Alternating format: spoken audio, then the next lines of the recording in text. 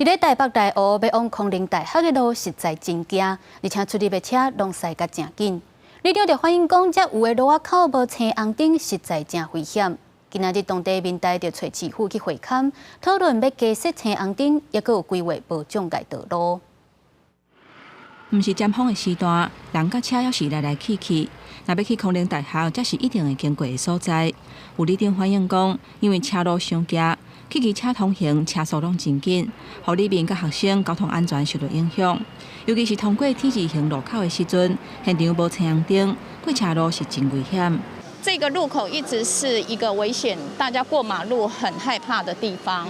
那除了没有斜坡道以外，又没有红绿灯，所以行人要过马路，要担心上坡快速下来的车子。根据数据来看，内湖空灵路3段75项，最近这3年交通的事故已经发生14件，当年有加悬的趋势。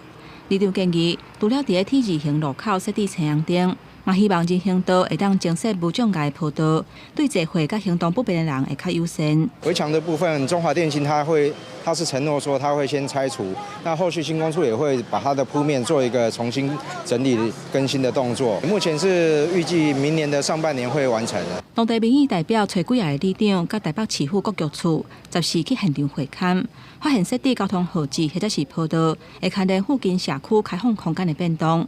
之前管委会捌反对过几届，台北市新工处回应讲，摕到住户的同意书了后，就会进行后续改善的工程。记者综合报道。